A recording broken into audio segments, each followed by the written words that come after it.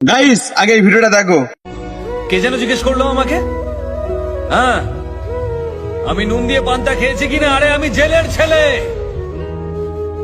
আমার নিঃশ্বাসে প্রশ্বাসে নুন রয়েছে।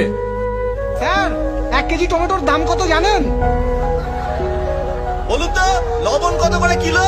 নুন দিয়ে পান্তা ভাত খেয়েছেন?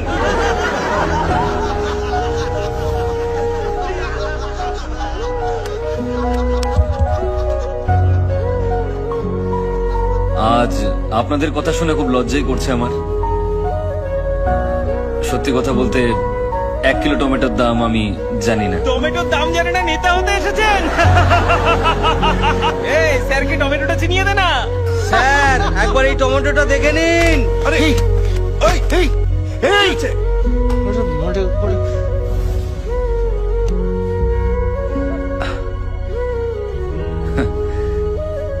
কিন্তু আমি আপনাদেরকে এই টমেটো নিয়ে একটা ক্রাইম স্টোরি শোনাতে পারি।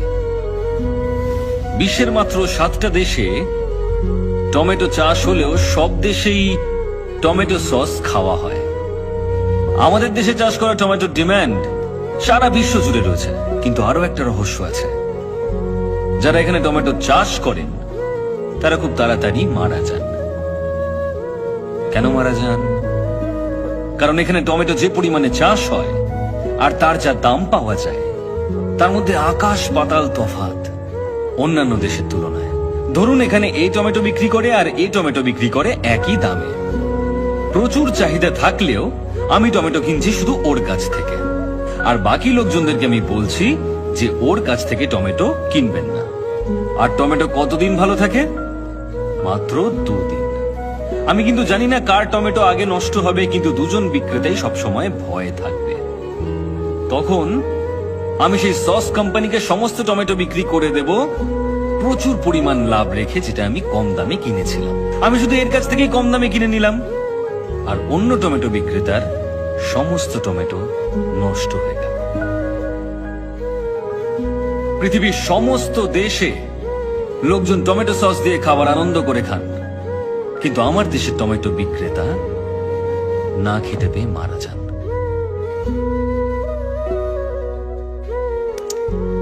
তাই পরের বার যদি আমাকে আপনারা টমেটো ছুঁড়তে চান, তাহলে দয়া করে ওই টমেটো বিক্রেতাদের কথা মনে রাখবেন। কি হলো? আপনারা সবাই চুপ কেন?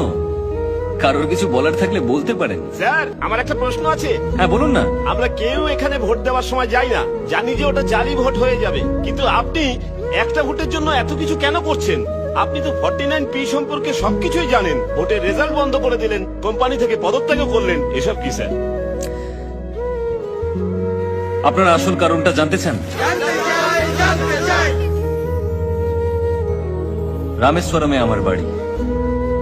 দারিদ্র্যের মধ্যে একটা ছোট্ট সাধারণ পরিবারে আমি বড় হয়েছিলাম, যার আশেপাশে প্রচুর জেলে পরিবার বসবাস করত। মাছ ধরে জেলেরা সবসময় বেঁচে ফিরত না, আর মৃত জেলেদের পরিবার তিলে তিলে অনাহারে মারা যেত। অভাব এতটাই বেশি ছিল। তারপর একটা ইলেকশন আসে। ইলেকশনের সময় সমস্ত ক্যান্ডিডেটরা আমাদের কাছে আসেন। ভোটের দিন অনেকেই সমুদ্রে চলে যান, আমিও তাদের সঙ্গে গিয়েছিলাম। আমরা যখন সমুদ্রে, সেই সময় নির্বাচন হয়।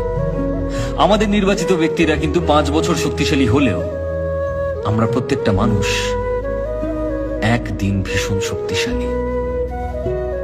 যারা যারা ভুল বুঝে সেই সময় সমুদ্রে গিয়েছিল, তারা সবাই ফিরে আসার চেষ্টা করে। আর সেদিন নির্বাচনকে কেন্দ্র করে আমাদের এলাকায় একটা দাঙ্গা তৈরি হয়। আর সেই